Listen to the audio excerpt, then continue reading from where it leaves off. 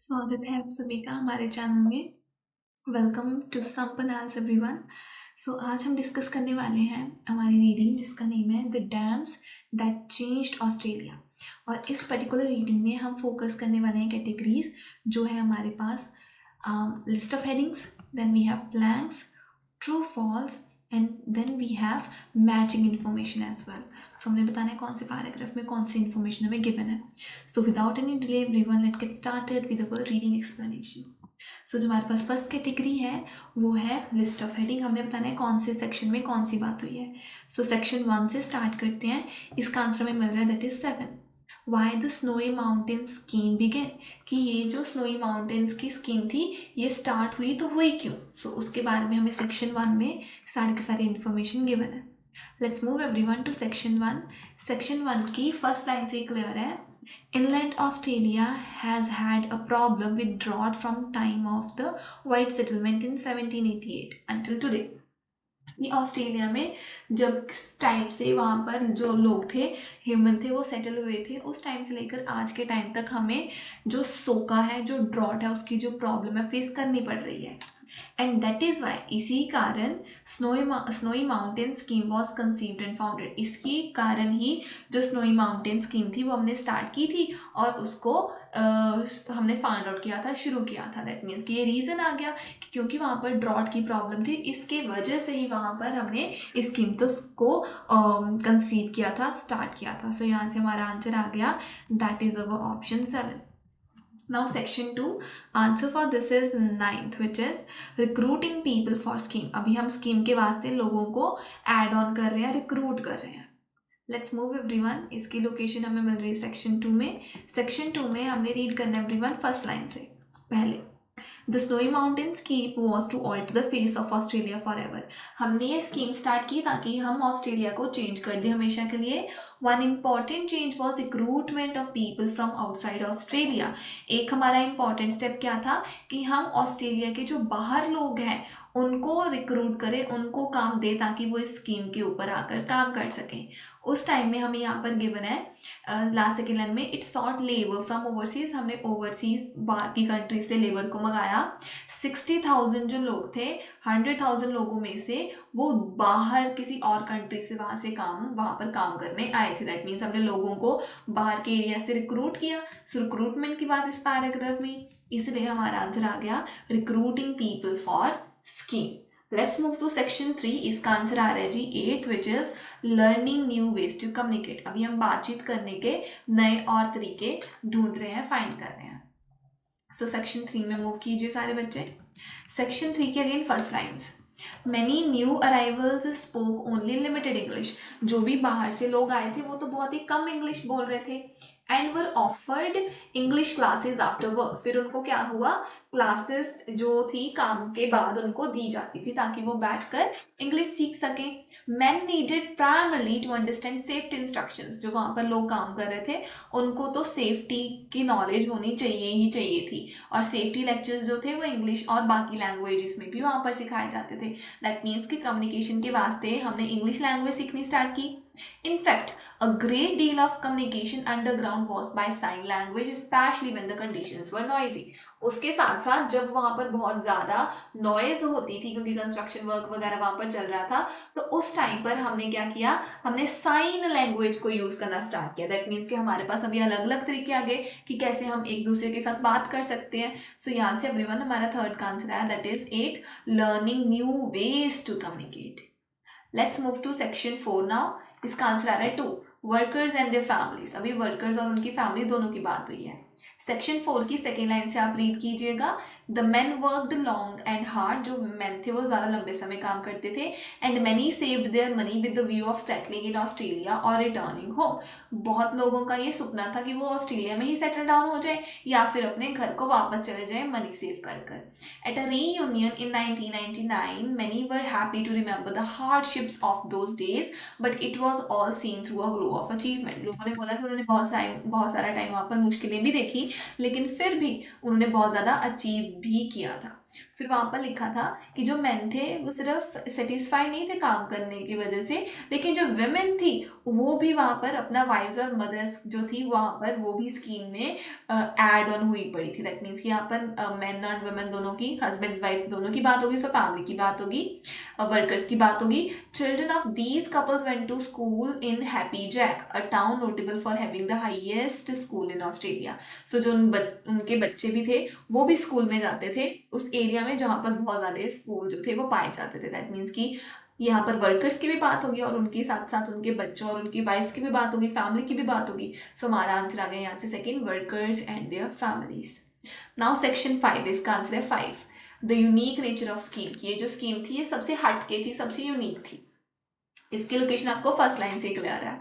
The scheme is very unlikely to be repeated, कि ऐसा हो नहीं सकता कि अभी ये स्कीम दोबारा रिपीट हो। दैट मीन्स कि ये जो स्कीम थी ये सिर्फ एक ही और एक लौती ऐसी स्कीम थी। दैट मीन्स ये यूनिक हो गई ना, अगर इसको हम रिपीट नहीं कर सकते। सो हमारा आंसर यहाँ से आ गया everyone, that is 5। Let's move to the next category जो हमें गिवन है टेबल कंप्लीशन। यहाँ पर हमारे पास 1 वर्ड की लिमिट है और हम एक नंबर को भी जो है यूज कर सकते हैं। सो फर्स्ट सबसे पहले तो हमें क्या गिवन है, सबसे पहले हमें गिवन है 1788। वो ऐसा एक ईयर था जिसमें वाइट जो लोग थे वो आकर वहां पर सेटल डाउन हो गए। फिर अभी हमारा क्वेश्चन है 1840s के ऊपर। 1840s में क्या हुआ, अवेयरनेस, वहां पर लोग अलर्ट हो गए, अवेयर हो गए that the dash could not be developed without irrigation. लोगों को पता चल गया कि इरिगेशन के बिना तो कोई चीज जो है वो डेवलप हो नहीं सकती। हमने बताना कौन सी चीज नहीं डेवलप हो सकती, आंसर इज इनलैंड। जो इनलैंड है वो इरिगेशन के बिना तो डेवलप हो ही नहीं सकता।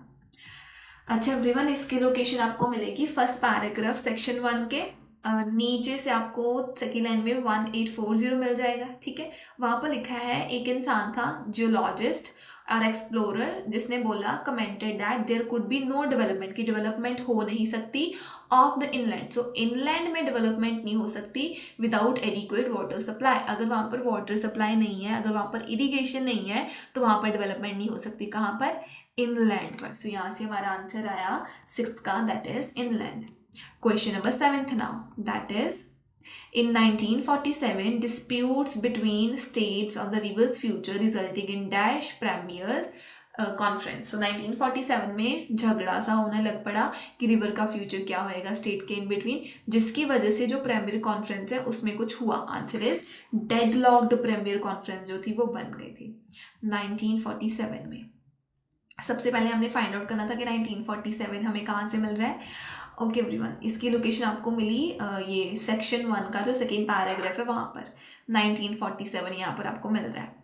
आपने रीड करना है लाइन नंबर 3 से, आर्ग्यूमेंट्स। सो आर्ग्यूमेंट्स मतलब conflicts, debate, disputes between South, New South Wales, Victoria and South Australia. So ये अलग अलग जो स्टेट्स हैं इनके बीच में आर्ग्यूमेंट हो रही है, डिस्प्यूट हो रहा है, लेड टू अ, सो इसकी वजह से क्या हुआ, ए डेडलॉक्ड प्रीमियर कॉन्फ्रेंस इन 1947। सो सब कुछ मैच कर गया, हमारे भी ब्लैंक में ए गिवन था, सो एक ब्लैंक थी, सो ब्लैंक में आंसर क्या आएगा, deadlocked. Let's move to the next question now. Question number 8 everyone, ये हल्का सा, सिर्फ हल्का सा ट्रिकी था। कैसे ट्रिकी था, सो 1947 के बाद हमने टाइम पीरियड बताना है, इसके 1954 के बीच में ही है ये। ठीक है, नहीं ये वाला कॉम्प्लेक्स नहीं है। Snowy mountain Scheme begins recruitment of dash people from abroad. So कौन सा टाइम पीरियड था जब हमने रिक्रूटमेंट को स्टार्ट कर दिया, इट वॉज 1949। कैसे एवरीवन, ये आपको गिवन है यस सेक्शन 2 में, क्योंकि वो रिक्रूटमेंट वाला पैराग्राफ था। रिक्रूटमेंट वाले पैराग्राफ में लाइन नंबर 2 में लिखा है, इन 1949 while the world was still recovering from effects of World War II, the Australian government needed immense number of people to work on the snow। जब लोग जो थे वो वर्ल्ड वॉर से अपने आप को रिकवर कर रहे थे, ऑस्ट्रेलियन जो गवर्नमेंट थी उनको बंदे चाहिए थे, लोग चाहिए थे ताकि वो काम कर सके। कौन से ईयर में, 1949 में। सो यहाँ से हमारा डायरेक्ट आंसर आ गया कि रिक्रूटमेंट स्टार्ट हुई थी 1949 में, जहां पर हमने कितने लोगों को बुलाया था अब्रॉड से, आंसर इज 60,000। हमने 60,000 लोगों को बताया था। सेम पैराग्राफ में एवरीवन यहाँ पर गिवन है, it sought labour from overseas, इसने लोगों को ओवरसीज से बुलाया, अब्रॉड से बुलाया। 60,000 of the 100,000 people who worked on the scheme came from outside the country. 100,000 लोगों ने वहां पर काम किया था, लेकिन उसमें से 60,000 जो लोग थे वो बाहर से आए हुए थे। दैट मीन्स कि टोटल तो 100,000 थे, लेकिन बाहर से कितने लोग आए थे, answer is 60,000 from here 9th का। नाउ नेक्स्ट क्वेश्चन जो लिटिल ट्रिकी था वो क्या था, 1954 में तो ये जो पावर स्टेशन था वो स्टार्ट हो गया था, इसके ऊपर काम स्टार्ट हो गया था। फिर क्या हुआ, जो टुमुत 3 पावर स्टेशन है वो कंप्लीट हुआ। हमने बताया ना टुमुत 3 पावर स्टेशन कौन से ईयर में कंप्लीट हुआ था, आंसर इज 1973। आपको 1973 कहीं पर नहीं दिखना था, लेकिन तुमुत जो आपको वो जो पावर प्लांट है ना उसके बारे में आपको पक्का ये दिख जाना था।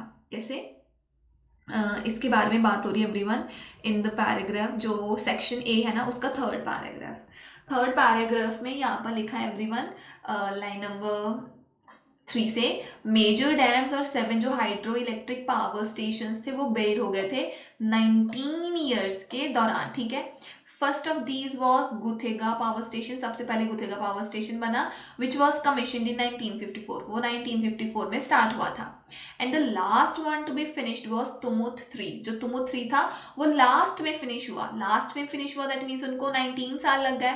सो हमने यहाँ पर क्या किया, हमने स्टार्ट किया 1954 में। अगर हम 19 ईयर्स को ऐड करें तो हमें क्या मिलेगा, आंसर इज 1973। सो 1973 में जो तुमुत पावर स्टेशन था वो कंप्लीट हुआ था। क्यों, क्योंकि हमें पता चल गया कि ये वाला तो पावर स्टेशन 1954 में स्टार्ट हो गया। इसमें उन्होंने लिखा कि पूरे 19 ईयर्स लग गए इस पूरे प्रोजेक्ट को कंप्लीट होने में। सो हमने इसमें 19 को प्लस किया, सो हमारे पास इसका रिजल्ट आ गया, that is 1973। Let's move to the next category now. Next category हमारे पास थी अगेन सेंटेंस कंप्लीशन, 3 वर्ड्स की लिमिट है हमारे पास। क्वेश्चन नंबर 11 क्या है, communicating using dash was necessary for labourers because of conditions. So किसी पर्टिकुलर लैंग्वेज में बातचीत करना, कम्युनिकेट करना लेबर्स के वास्ते बहुत ज़्यादा इंपॉर्टेंट था कुछ कंडीशंस के कारण। आंसर इज कम्युनिकेट किस चीज़ के साथ करना था, साइन लैंग्वेज के साथ। सो साइन लैंग्वेज में कम्युनिकेट करना, बातचीत करना बहुत इंपॉर्टेंट था। कैसे एवरीवन, सेक्शन 3 की लाइन नंबर 3 में गिवन है, in fact A great deal of communication underground was by sign language। हम बहुत सारी बातचीत करते थे जमीन के नीचे, किसके साथ, साइन लैंग्वेज को यूज करके बातचीत करते थे।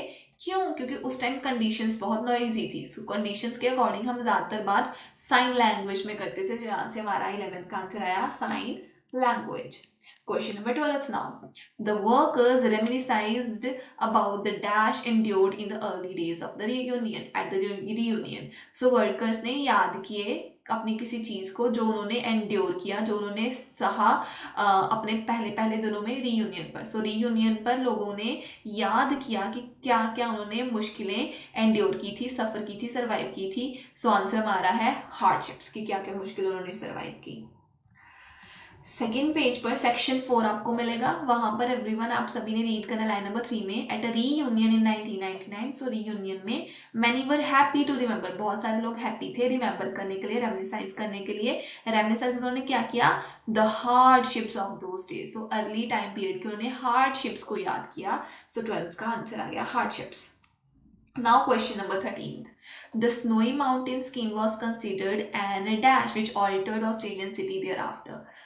Australian society thereafter. So जो स्नोई माउंटेन स्कीम थी उसको कोई चीज़ माना जाता है जिसकी वजह से जो ऑस्ट्रेलियन सोसाइटी थी वो बहुत ही ज़्यादा चेंज होगी। उसको क्या माना जाता है, यहाँ पर आर्टिकल एन लगा है, दैट मीन्स AEIOU में से ही हमारा कोई आंसर स्टार्ट होएगा।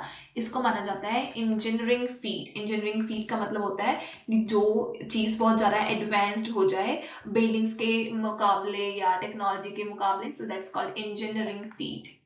लास्ट सेक्शन का जो लास्ट पैराग्राफ है वहां पर मिल रहा है, as well as being a great engineering feat, की बहुत अच्छी इंजीनियरिंग डेवलपमेंट तो रही है। The scheme is monument to people from abroad, from around the world who dare to change their lifes, की जो लोग अपनी ज़िंदगी भी बदलना चाहते थे उनके वास्ते भी ये बहुत इंपॉर्टेंट थी। इसके साथ साथ वो engineering feet, great engineering feet तो थी। सो हमारे पास 3 वर्ड्स की लिमिट थी, राइट। हमारा आंसर जो था वो एन से स्टार्ट हो रहा था, अभी इंजीनियरिंग भी ई से स्टार्ट हो रही है, राइट, वॉवल से। सो हमारा आंसर आ गया यहाँ से, दैट इज इंजीनियरिंग फीट।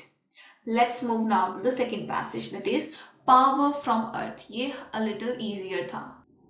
सो हमारे पास जो फर्स्ट क्वेश्चन कैटेगरी है वो गिवन है कि हमने बताना है कौन से पैराग्राफ में कौन सी बात हुई थी, ठीक है।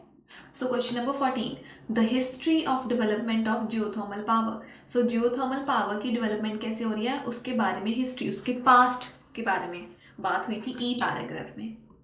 Let's move everyone to the E paragraph. E paragraph में हमें गिवन है यहाँ पर लाइन नंबर 1 में, although geothermal power generation appears to be more attractive option, कि आज के टाइम में हमें जियोथर्मल पावर जनरेशन बहुत अच्छी लग रही है, डेवलपमेंट हैज़ बीन स्लो, लेकिन ये बहुत ही धीरे धीरे डेवलप हुआ था। The world's first successful attempt at geothermal power generation was accomplished in Italy in 1904. So 1904 में पहली बार हमने जियोथर्मल पावर से क्या है एनर्जी को जनरेट किया था। फिर जापान में हमने किया 1925 में, और धीरे धीरे बाकी एरियाज में वो फैला। दैट मीन्स कि फर्स्ट टाइम कहाँ पर जियोथर्मल पावर्स हमने जनरेट की थी उसकी बात होगी। सो हिस्ट्री की बात होगी और इसकी फिर धीरे धीरे कैसे डेवलपमेंट हुई उसकी बात हो रही है। यहाँ से हमारा आंसर आ गया 14 का, that is E. Question number 15, one countries use of geothermal power. एक कंट्री कितनी जियोथर्मल पावर को यूज कर रही है, या एक कंट्री जिसकी बात हुई है कि जियोथर्मल पावर को यूज कर रही है, उसका बारे में बात करने की कौन से पैराग्राफ में हुई थी। आंसर इज एच, क्योंकि और कहीं पर इसकी बात नहीं हुई। फर्स्ट लाइन से, although it has long been considered a resource poor nation, कि नो डाउट इस एरिया को हम ये बोलते हैं कि वहाँ पर रिसोर्सेज ही नहीं है, हमारे पास मटीरियल ही नहीं है। Japan, which is thought to have about 10% of the world's geothermal resources, may well have considerable advantage for tapping into geothermal power. कि जापान जिसके पास 10% geothermal resources है ना, वो ऐसा माना जाता है कि उसके पास बहुत ज़्यादा बड़ी एडवांटेज है। क्यों? क्योंकि उसका अपने एनर्जी को बहुत ईजिली यूज़ कर सकता है। लास्ट थर्ड वन में लिखा है, now there are some 17 plants in operation. आज के टाइम में हमारे पास 17 पावर प्लांट्स हैं, 17 हैं। द कंट्री जो इसके पास रिस्पॉन्सिबल है वो कितनी किलोवाट्स इलेक्ट्रिसिटी प्रोड्यूस करती है, 530,000 किलोवाट्स। ये फिगर बहुत ही इम्प्रेसिव है, और जापान इसमें से सिर्फ 0.4 ही % जो इलेक्ट्रिसिटी है उसको यूज़ कर पाती है। दैट मीन्स जापान जो जियोथर्मल इलेक्ट्रिसिटी है उसको यूज़ कर रही है, उसके यूज़ की बात हुई है। सो एच पैराग्राफ में ये बात हुई थी, तो हमारा आंसर आ गया H. Question number 16 now, a comparison between various energy sources. So भी अलग अलग एनर्जी सोर्सेज हमें किसी पैराग्राफ में गिवन होंगे और उसके बीच में comparison one, that is D. ये सबसे इजीएस्ट आंसर था। डी पैराग्राफ में मूव करते हैं। डी पैराग्राफ में अगर आप नोटिस करो ना, आपको सामने दिख जाएगा कैसे। यहाँ पर आपको पहले गिवन है, फर्दरमोर जो जियोथर्मल पावर है वो काफ़ी स्टेबल है, वो हमें बहुत ज़्यादा इलेक्ट्रिसिटी दे रही है, unlike other natural energy. That means बाकी एनर्जीज हमें स्टेबल सप्लाई नहीं देती, ये जो जियोथर्मल पावर है वो हमें स्टेबल ही जो सेम इलेक्ट्रिसिटी है वो ही दे रही है। दैट मीन्स अगेन यहाँ पर कंपैरिजन हो गया। Natural sources such as solar power, wind power, which both rely heavily on weather condition. So बाकी जो एरियाज हैं जैसे सोलर पावर और जो विंड पावर है वो वेदर के ऊपर डिपेंड करते हैं, लेकिन जियोथर्मल का वेदर के साथ कोई रिलेशन नहीं है।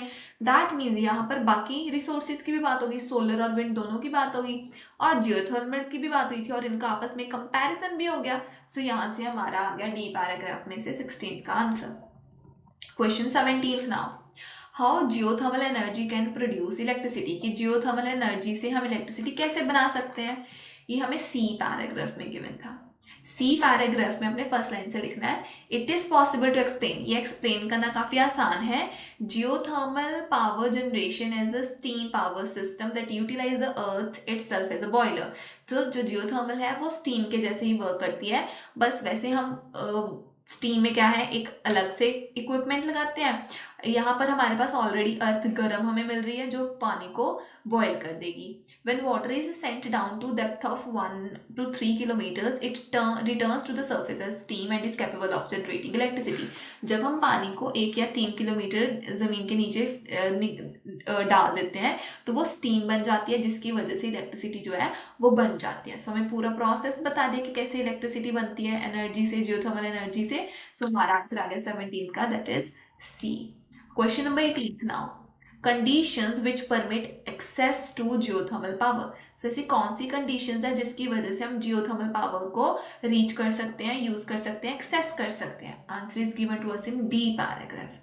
बी पैराग्राफ में मूव कीजिए, लाइन नंबर 2 में गिवन है, इन सर्टेन एरियाज, कुछ एरियाज में, where the earth surface has been altered, जहाँ पर अर्थ की सरफेस को चेंज किया गया है through for example volcanic activity, जहाँ तो वहाँ पर वॉल्केनो आ गया, उसका टेम्परेचर 300 से भी ज़्यादा हो गया, can be found at the depth of mayor 1 to 3 kilometre. वहाँ पर ये गर्म जो टेम्परेचर है वो 1 से 3 किलोमीटर तक हमें मिल जाएगा, विच कैन बी फीजिबली असेस्ड। और ये जो पर्टिकुलर डेप्थ है, इसको तो हम रीच कर सकते हैं, इसको तो हम एक्सेस कर सकते हैं। दैट मीन्स कि जियोथर्मल पावर जो है वो असेसिबल है। उसके एक्सेस की बात हुई कि 1 to 3 किलोमीटर नीचे चले जाओ।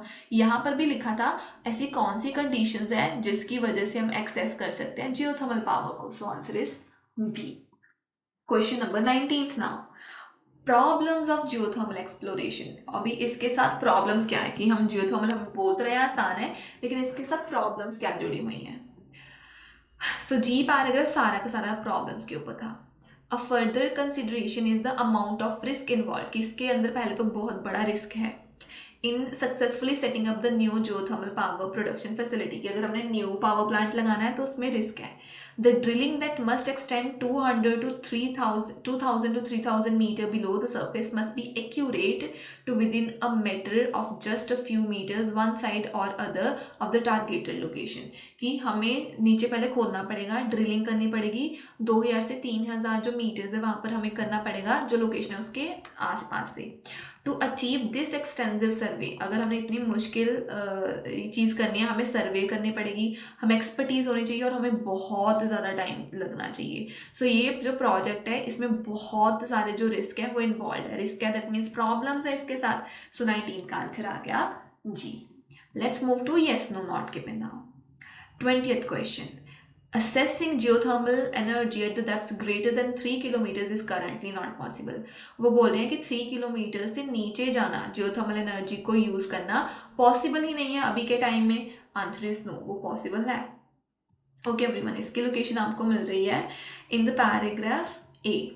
पैराग्राफ ए में आपको ये चीज़ मेंशन है, नीचे से थर्ड लाइन में वहाँ पर गिवन है कि at depths of 30 and 50 kilometres temperature exceeding 1000 degree Celsius prevail, कि अगर आप 30 से 50 मीटर्स डीप जाओगे आपको 1000 डिग्री टेम्परेचर जो है सेल्सियस टेम्परेचर मिल जाएगा। Obviously, assessing such temperature would provide a wonderful resource for geothermal power।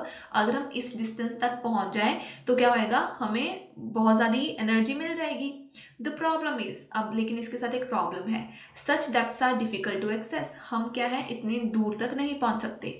Drilling down some 30 or more kilometres is simply too costly with today's technology. अगर हम आज की technology को यूज़ करें तो हम 30 या उससे ज़्यादा किलोमीटर्स तक पहुंच सकते तो हैं, लेकिन वो बहुत ही ज़्यादा कॉस्टली, बहुत ही ज़्यादा महंगा है। अभी हमारे क्वेश्चन में क्या लिखा था कि नहीं, हम तो आज के टाइम पर जो 3 किलोमीटर्स है उससे आगे पहुंच ही नहीं सकते, लेकिन वहाँ पर लिखे कि नहीं हम पहुंच सकते हैं 30 किलोमीटर्स तक, लेकिन वो बहुत महंगा है। सो नॉट पॉसिबल उन्होंने नहीं बोला, उन्होंने बोला पॉसिबल है लेकिन महंगा है। So answer from here is no. Question number 21 now, the generation of geothermal power produces a considerable amount of byproducts that can be damaging to the environment। कि जब हम geothermal power से इलेक्ट्रिसिटी को generate करते हैं तो हमारे पास बहुत ज़्यादा बाय प्रोडक्ट्स बन जाते हैं। दैट मीन्स बहुत ज़्यादा वेस्ट प्रोड्यूस होता है जो इन्वायरमेंट के लिए बुरा हो सकता है। आंसर इज अगेन नो, क्योंकि इससे कोई भी वेस्ट नहीं प्रोड्यूस होता। अभी इसकी लोकेशन आपको सी पैराग्राफ में मिलेगी। सी पैराग्राफ एवरीवन की line number 3, electricity generated in this manner hardly produce any carbon dioxide और अदर वेस्ट मटेरियल, कि ऐसी जो इलेक्ट्रिसिटी है जो हम इस प्रोसेस से बनाते हैं उससे बहुत ही कम, हार्डली मतलब ना के बराबर ही कार्बन डाइऑक्साइड बनती है और ना ही उससे कोई वेस्ट मटेरियल जो है वो प्रोड्यूस होता है। दैट मीन्स ये तो गुड हो गया, तो क्लीन हो गया। क्वेश्चन में बोला नहीं इससे तो बहुत ज़्यादा वेस्ट प्रोड्यूस हो रहा है, तो आंसर अगेन कॉन्ट्रडिक्ट करके नो चला गया। Question number 22 now, The World Geothermal Congress has been able to raise money for research in this area। जो वर्ल्ड की जियोथर्मल कांग्रेस है उसने ये जियोथर्मल पावर के वास्ते बहुत सारी मनी जो है वो रेस कर ली है, इकट्ठी कर ली है। आंसर इज नॉट गिवन, ऐसा बिल्कुल भी नहीं है। अच्छा एवरीवन, यहाँ पर कांग्रेस की बात हुई है। ई पैराग्राफ में Beppu city hosted the world geothermal Congress whose goal was to promote the adoption of geothermal energy production throughout the world। सो एक कांग्रेस ने एक अपनी जो सिटी थी उसने प्रमोट किया था एक गोल, कांग्रेस उन्होंने एक वर्ल्ड कांग्रेस को ऑर्गेनाइज किया था जिसमें वो ये चाहते थे ताकि सारी की सारी दुनिया जो है वो जियोथर्मल प्रोडक्शन को, पावर को क्या है अडॉप्ट कर ले। यहाँ पर ये मेंशन ही नहीं है कि उन्होंने पैसा वहां से रेज किया या पैसा वहां से नहीं रेज किया, तो हमारा आंसर बन गया इसका that is not given. Question number 23 now, geothermal energy is still relatively expensive to generate, कि जो जियोथर्मल एनर्जी है वो अभी भी हमारे वास्ते बहुत एक्सपेंसिव है, महंगी है इलेक्ट्रिसिटी को जनरेट करने के वास्ते। आंसर इज यस, ऐसा तो है। इसकी लोकेशन एवरीवन आपको वो फर्स्ट पैराग्राफ एक्सपेंसिव वाला उसमें भी मिल जाएगी, इवन जो आई पैराग्राफ है वहां पर भी आपको ये मिल रहा है clearly. Then further progress needs to be made in the development of geothermal energy, हमें और भी ज़्यादा इसमें डेवलपमेंट करनी पड़ेगी। As long as the cost remains high in comparison to other sources of energy, geothermal power will struggle to match the efficiency of existing power resources. तो अगर तो उसकी कॉस्ट ऐसे ही हाई रही तो हमें नहीं लगता कि हम जियोथर्मल पावर को यूज़ कर पाएंगे, हम बाकी प्रोडक्ट्स को यूज़ करेंगे। क्यों? क्योंकि जियोथर्मल की जो कॉस्ट है वो अभी भी बहुत हाई है, दैट मीन्स ये एक्सपेंसिव है। सो हमारा आंसर आ गया yes. Question number 25 now, 24th sorry. It can take a decade to develop a single geothermal power station, कि एक जियोथर्मल पावर स्टेशन को बनने के लिए, डेवलप होने के लिए डेकेड्स लग सकते हैं, 10-10 साल लग सकते हैं। Answer for this one is yes again. इसकी लोकेशन एवरीवन आपको मिल रही है in the paragraph that is G, yes G paragraph जो सेकंड पेज पर है उसकी first line. It is not uncommon, ये अनकॉमन नहीं है। अगर ये अनकॉमन नहीं है दैट मीन्स ये कॉमन है, ये हमेशा ही होता है, ये ऐसा हमेशा ही होता है for a project to encompass 10 years from its planning stage to the start of operation, कि एक प्रोजेक्ट के लिए कॉमनली 10 साल तो लगेंगे ही लगेंगे। क्वेश्चन में भी बोल रहे हैं ऐसे ही कि हाँ जी एक प्रोजेक्ट के वास्ते जो डेकेड है 10 साल है वो तो आराम से जो है लग सकते हैं। सो answer is yes. Now question number 25। Japan is capable of generating 1/4 of its energy needs using geothermal energy. So यहाँ पर गिवन है कि जो जापान है वो अपने 1/4 इज इक्वल टू 25%। सो 25% अपनी जो जनरेट करता है इलेक्ट्रिसिटी वो अपनी ही मतलब जियोथर्मल एनर्जी से 25% जो एनर्जी नीड्स है उनको पूरी कर लेता है। आंसर इज नो, क्योंकि उससे भी कम में ही हो जाती है। एच पैराग्राफ में एवरीवन यहाँ पर गिवन है पहले तो 10% जो जियोथर्मल रिसोर्स है उसके पास है, फिर लास्ट लाइंस में यहाँ पर कुछ लिखा है कि उसके पास 17 प्लांट्स है, उसमें से वो 530,000 किलोवाट्स की इलेक्ट्रिसिटी प्रोड्यूस करता है, जिसमें से वो सिर्फ 0.4% ही यूज करता है। दैट मीन्स कि 0.4% तो बहुत ही कम हो गया। वो बोल रहा है एक क्वार्टर, दैट मीन्स 25% यूज कर रहा है, 25% तो वो यूज कर ही नहीं रहा। सो हमारा आंसर बन गया no. Question number 26 now. The future of geothermal energy depends upon the decline of fossil fuel resources. वो बोलते हैं जियोथर्मल जो एनर्जी है उसका फ्यूचर किसके ऊपर डिपेंड करता है कि हमारे फॉसिल फ्यूल्स खत्म हो जाए। Answer is not given. क्यों? क्योंकि यहाँ पर फ्यूचर की बात हुई है, लेकिन उन्होंने ये काम कहीं पर भी मेंशन नहीं किया कि वो जो फॉसिल फ्यूल्स है ना वो खत्म हो जाए, वो डिक्लाइन हो जाए। सो उसकी बात नहीं हुई, तो हमारा आंसर इसका बन गया that is not given. Let's move to the third passage now. Are we managing to destroy science? क्या हम साइंस को डिस्ट्रॉय कर रहे हैं? चलो एवरीवन, इसकी जो फर्स्ट कैटेगरी है वो हमें गिवन है दैट इज समरी कंप्लीशन, और हमारे पास है सिर्फ 1 वर्ड के लिमिट। तो everyone question number 27। In UK में एवरी 5 year, हर 5 साल RAE that is research assessment exercise जो है वो रिसर्च इंस्टीट्यूट्स को इंस्पेक्ट करती है ताकि वो देख सके, ताकि वो डिटरमाइन कर सके देयर रेट ऑफ डैश, उनकी किसी चीज़ को, उनकी किसी रेट को, उनकी किसी स्पीड को वो देख सकें। जो RAE है वो रिसर्च इंस्टीट्यूट को इंस्पेक्ट करती है उसकी किसी चीज़ के वास्ते। Answer is productivity. उनकी प्रोडक्टिविटी के वास्ते जो RAE है वो उनको इंस्पेक्ट करती है। एवरीवन फर्स्ट पेज पर आपको RAE फर्स्ट पैराग्राफ में मिल गया। अभी जो इंस्पेक्शन है उसकी बात सेकेंड पैराग्राफ में यहाँ पर गिवन है the goal of this regular 5 yearly checkup. अभी 5 साल की भी बात होगी और चेक भी कर रहे हैं, दैट मीन्स इंस्पेक्ट कर रहे हैं। इंस्पेक्ट किसको कर रहे हैं? यूनिवर्सिटी सेक्टर को। यूनिवर्सिटी सेक्टर मतलब रिसर्च सेक्टर को। इज ईजी टू अंडरस्टैंड, इसको अंडरस्टैंड करना ईजी है। टू इंक्रीज, ताकि वो इंक्रीज करे, किसको इंक्रीज करें? प्रोडक्टिविटी को इंक्रीज करे within the public sector research. So जो पब्लिक सेक्टर की रिसर्च है उसमें वो प्रोडक्टिविटी को इंक्रीज करना चाहते हैं। अभी रेट स्पीड हो गया, स्पीड को इंक्रीज करेंगे। इंक्रीज उन्होंने किसको किया? प्रोडक्टिविटी को। सो यहाँ से हमारा आंसर आ गया that is productivity. Now next question that is question number 28। This tends to cause dash in academic institutes. इसकी वजह से एकेडमिक जो इंस्टीट्यूट्स है उसमें कुछ हो जाता है। Answer is anxiety. इसकी वजह से एकेडमिक इंस्टीट्यूट्स में एंग्जाइटी आ जाती है। इसके नेक्स्ट वाले पैराग्राफ में यहाँ पर एकेडमिक इंस्टीट्यूशंस की बात हुई है। यहाँ पर लिखा है academic institutions are already preparing for RAE with some anxiety. So RAE के वास्ते प्रिपेयर कर रहे हैं। कैसे प्रिपेयर कर रहे हैं? एंग्जाइटी के साथ। दैट मीन्स कि RAE की वजह से वहां पर क्या होगी? एंग्जाइटी होगी। सो यहाँ से हमारा आंसर आ गया, that is anxiety. Now question number 29, that is कि वहां पर एंग्जाइटी होगी। बिकॉज, क्यों हुई एंग्जाइटी? बिकॉज एनी फेलियर, अगर तो वो हार गए, अगर वो फेल हो गए, would lead to dash financial consequences. अगर तो वो हार गए तो उनको फाइनेंशियली, पैसे के प्रति उनको कोई रिजल्ट्स देखने पड़ेंगे। लेकिन वो रिजल्ट्स कैसे होंगे? आंसर इज सिवियर, बहुत ही बुरे रिजल्ट्स उनको देखने पड़ेंगे। उसके साथ ही अगर आप कंटिन्यू करो एंग्जाइटी के साथ, अंडरस्टैंडेबली ये चीज हम बात समझ सकते हैं। So for financial consequences, financial consequences के कारण ऑफ फेलियर आर सिवियर, क्योंकि अगर वो फेल हो गए तो जो फाइनेंशियल कॉन्सिक्वेंसेस है, जो रिजल्ट्स है, वो कैसे होंगे? वो बहुत ही भयानक होंगे, वो सिवियर होंगे। सो 29 का आंसर आ गया, that is severe. Now question number 30। जो RAE है उसका पर्पस है, वो पर्पस क्या है? However is to increase academic output, कि वो एकेडमिक जो आउटपुट है उसको इंक्रीज करे रिसर्च इंस्टीट्यूशंस में। In response to the dash of RAE की किसी चीज को लेकर वो रिस्पॉन्स कर रहे हैं। Research institutions are changing the way they do things, research institutions अपना वे ही चेंज कर रहे हैं RAE की किसी चीज को रिस्पॉन्स करने के वास्ते।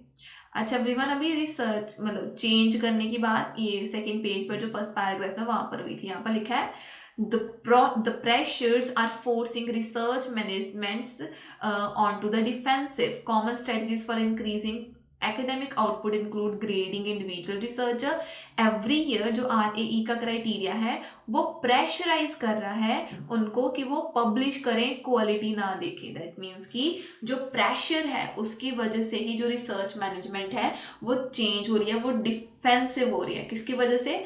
प्रेशर की वजह से। और RAE का क्राइटेरिया भी उनको प्रेशराइजिंग लग रहा है। सो उनको क्या फील हो रहा है? उनको प्रेशर फील हो रहा है। कहाँ से?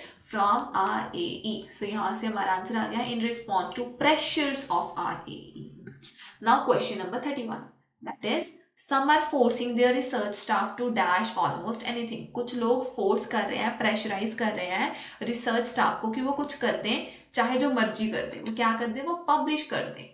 सेम पैराग्राफ में एवरीवन यहाँ पर गिवन है लाइन नंबर 2 में, एवरी ईयर, हर साल, RAE क्राइटेरिया के according pressurises them to publish anything regardless of quality. कि जो RAE का क्राइटेरिया है वो उनको प्रेशराइज कर रहा है, फोर्स कर रहा है कि वो पब्लिश कर दें, कुछ भी चाहे वो पब्लिश करें। सो यहाँ से हमारा 31 का आंसर आ गया, that is publish. Now question number 32.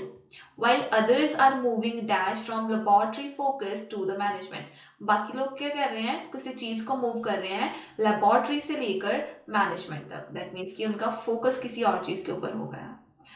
ना एवरीवन, इसका आंसर हमें उसके साथ ही मिल रहा है कि वो पब्लिश कर रहे हैं, क्वालिटी को देख नहीं रहे। डाइवर्टिंग, डाइवर्टिंग का मतलब था चेंज करना। चेंज किसको कर रहे हैं? फंड्स को from key and expensive laboratory science into the areas of study such as management. So उन्होंने क्या किया? उन्होंने अपने फंड्स को चेंज किया, डाइवर्ट किया लेबोरेटरी साइंस से मैनेजमेंट तक। सो हमारा आंसर आ गया यहाँ से, that is funds. Now let's move to the next question, question number 33। फिर यहाँ से आया एक और भी कॉमन अप्रोच है जो मैनेजमेंट यूज करती है। वो क्या है? Is to remove and dash underperforming research staff. कि वो रिमूव कर रहे हैं, दैट मीन्स उनको जॉब से निकाल रहे हैं, और भी कुछ कर रहे हैं रिसर्च स्टाफ को जो अच्छा नहीं परफॉर्म कर रहा। अभी एवरीवन ये है रिप्लेस कर रहे हैं। उसी पैराग्राफ में लास्ट सेकेंड लाइन में लिखा है एक और स्ट्रेटेजी है जो बहुत ज्यादा अडॉप्ट की जाती है, इज टू रिमूव साइंटिस्ट। वो साइंटिस्ट को रिमूव कर रहे हैं जो कम एक्टिव होते हैं रिसर्च में, and replace them with new probably younger staff. फिर वो उनको रिप्लेस कर देते हैं न्यू स्टाफ के साथ। सो जो हमारे पास रिमूव है उसकी बात हुई थी, किसकी बात नहीं हुई थी? रिप्लेस की बात नहीं हुई थी। सो हमारा 33 का आंसर आ गया, that is replace. Now question number 34। The authors of this paper feels that the pressure on UK research institutions is dash। जो authors है पेपर के वो ये फील कर रहे हैं कि जो UK रिसर्च इंस्टीट्यूशंस के ऊपर प्रेशर है वो कुछ है, वो अनसस्टेनेबल है। दैट मीन्स वो हम सह नहीं सकते, इतना ज्यादा उनके ऊपर प्रेशर है। अच्छा एवरीवन, इसकी लोकेशन नेक्स्ट पैराग्राफ में है। Although such measures may deliver results in the RAE, no doubt ऐसे अगर आप बहुत स्ट्रिक्ट हो जाओगे आपको रिजल्ट्स मिलेंगे. They are putting unsustainable pressure on academic staff. लेकिन जो एकेडमिक स्टाफ है उसके ऊपर कैसा प्रेशर है? अनसस्टेनेबल प्रेशर है. सो हमारा आंसर आ गया unsustainable. Let's move to true false not given now. Question number 35. Good researchers are usually prolific publishers. जो अच्छे रिसर्चर्स होते हैं यूजुअली वो क्या होते हैं? वो बहुत अच्छे पब्लिशर्स भी होते हैं. आंसर इज फॉल्स, ऐसा नहीं है. इसकी लोकेशन एवरीवन आपको मिल रही है ये वाले पैराग्राफ में प्रोलिफिक पब्लिकेशन के ऊपर. But prolific publication does not necessarily add up to good science. वो बोल रहे हैं कि अगर तो हमारी साइंस गुड है, अगर हम गुड रिसर्चर हैं, इसका मतलब ये नहीं है कि आपकी पब्लिकेशन भी प्रोलिफिक हो. दैट मीन्स कि अगर आपकी पब्लिकेशन बहुत अच्छी है इसका मतलब ये नहीं है कि आप अच्छे साइंटिस्ट हो, और अगर आप अच्छे साइंटिस्ट हो इसका मतलब ये नहीं है कि आप पब्लिक जो प्रोलिफिक पब्लिशर हो. सो यहाँ पर डज नॉट लिखा है ना, दैट मीन्स आप नहीं भी हो सकते. लेकिन क्वेश्चन में लिखा है नहीं, अगर तो आप गुड रिसर्चर हो तो यूजुअली अक्सर आप प्रोलिफिक पब्लिशर बनोगे. Answer is false. Question number 36 now. People in industry seem to understand the long term nature of research. जो लोग रिसर्च इंडस्ट्री में हैं उनको पता है एक्चुअली में कि लॉन्ग टर्म रिसर्च का नेचर है, मतलब कैसे होता है. आंसर इज ट्रू, ऐसा है. इसकी लोकेशन एवरीवन आपको लास्ट सेकेंड पैराग्राफ में मिलेगी, लास्ट सेकेंड लाइन में. The overall impression is that private sector has a much more sensible and enlightened long-term view of research priorities. So जो private sector है, जो लोग हैं जो इस फील्ड में इस इंडस्ट्री में काम कर रहे हैं, उनको ज़्यादा सेंस है, उनको ज़्यादा पता है, अंडरस्टैंडिंग है और नॉलेज है, एनलाइटेंड है वो कि रिसर्च की प्रायोरिटीज क्या है लॉन्ग टर्म व्यू में. सो उनको इसके बारे में पता है. सो 36 का आंसर हमारा यहाँ से आ गया, that is true. Question number 37. The private sector has produced more in way of quality research than universities. वो बोल रहे हैं प्राइवेट सेक्टर ने ज़्यादा अच्छी रिसर्च दी है हमें यूनिवर्सिटीज़ के comparatively. Answer is not given. यहाँ पर यूनिवर्सिटी और प्राइवेट सेक्टर की बात हुई है, लेकिन यहाँ पर ये नहीं लिखा कि उन्होंने बेटर उनसे परफॉर्म किया है, तो हमारा आंसर नॉट गिवन है. Now question number 38. Management may be only winner under the new system. अगर हम इस तरीके से इस नए सिस्टम में काम करें तो सिर्फ मैनेजमेंट ही जीतेगी, बाकी सभी हारेंगे. Answer is true. Last paragraph में everyone first line. All organisations need managers. सारी ऑर्गेनाइजेशंस को मैनेजर्स चाहिए, yet these managers will make sure they survive. लेकिन ये मैनेजर्स ये पक्का करेंगे कि ये खुद ब खुद सर्वाइव कर जाएं, खुद तो ये ठीक रहें. Even when those they manage are lost. चाहे जो उनके नीचे काम करने वाले लोग हैं चाहे वो खत्म हो जाए, लेकिन जो मैनेजर्स हैं वो ये जरूर देखेंगे कि वो क्या है, वो अच्छा पैसा कमा रहे. दैट मीन्स कि इस पर्टिकुलर मेथड से जो मैनेजर्स हैं उनके ऊपर कोई भी नेगेटिव इम्पैक्ट नहीं पड़ रहा. मैनेजर्स हर एक हालत में जीत रहे हैं, जो उनके नीचे काम कर रहे हैं उनको सारी सारी डिफिकल्टी फेस करनी पड़ती है. सो मैनेजर्स ही विनर्स है. Answer from here is true. Question number 39 and 40 here are MCQs that are the early publishing records of the senior researchers would. जो पहले पुराने जो publishing records हैं सीनियर रिसर्चर्स के वो क्या है? Would. Answer is D. Hinder their academic prospects under the current criteria. So आज के क्राइटेरिया के अकॉर्डिंग जो उनका एकेडमिक प्रॉस्पेक्ट्स हैं, जो उनका फ्यूचर है वो रुक सकता है, हिंडर हो सकता है, स्टॉप हो सकता है. एवरीवन इसकी आपको लोकेशन मिलेगी in the paragraph recent letter to nature वाले पैराग्राफ में, उसकी लास्ट सेकेंड लाइन में. ठीक है, वहां पर हमें गिवन है. अच्छा पहले आप अगर फर्स्ट 2 लाइंस रीड करो, वहां पर आपको गिवन है publication records of 10 senior academics. तो पब्लिकेशन रिकॉर्ड्स की भी बात होगी, सीनियर एकेडमिक्स सीनियर पोजीशंस की भी वहां पर बात होगी. ठीक है, लास्ट लाइंस में लिखा है हैव मतलब यहाँ पर रिजल्ट निकल रहा है. Have their early publication records would. तो उनके जो पहले वाले रिकॉर्ड्स हैं वो क्या करेंगे? Would preclude them from academic post. वो उनको क्या कर देंगे? प्रिक्लूड कर देंगे. अब इंक्लूड का मतलब होता है ऐड करना, प्रिक्लूड मतलब बाहर निकाल देना. वो उनको बाहर निकाल सकते हैं एकेडमिक पोस्ट से if the current criteria, if the present criteria were applied. अगर तो हम आज के क्राइटेरिया को यूज करें, आज के मेथड को यूज करें, तो जो सीनियर पोजिशन है, सीनियर जो यहाँ पर साइंटिस्ट है, सीनियर जो रिसर्चर्स हैं, उनको अपनी जॉब से हाथ धोना पड़ जाएगा, उनको अपनी जॉब से बाहर निकाल देंगे. दैट मीन्स कि उनका प्रोग्रेस, उनका जो करियर है वो हिंडर हो जाएगा, रुक जाएगा. सो यहाँ से हमारा आंसर आ गया, that is D. Now 40th question, gifted new scientist need to be, तो जो बहुत ही ज्यादा टैलेंटेड, बहुत ही ज्यादा गिफ्टेड नए साइंटिस्ट हैं उनको कुछ करना चाहिए, need to be, answer is C, need to be supported with resources over a decade to establish their research, उनको एटलीस्ट 10 साल हमें सपोर्ट करनी चाहिए रिसोर्सेज प्रोवाइड कर कर, ताकि वो अपनी रिसर्च को अच्छे से परफॉर्म कर सकें। इसकी लोकेशन एवरीवन आपको मिल रही है नीचे से फोर्थ फिफ्थ पैराग्राफ में। यहाँ पर फर्स्ट लाइन में गिवन है एटमोस्फियर RAE, वहां पर लिखा है टैलेंटेड यंग रिसर्चर, टैलेंटेड मतलब गिफ्टेड, जो बहुत ही अच्छे यंग रिसर्चर्स हैं उनके वास्ते है।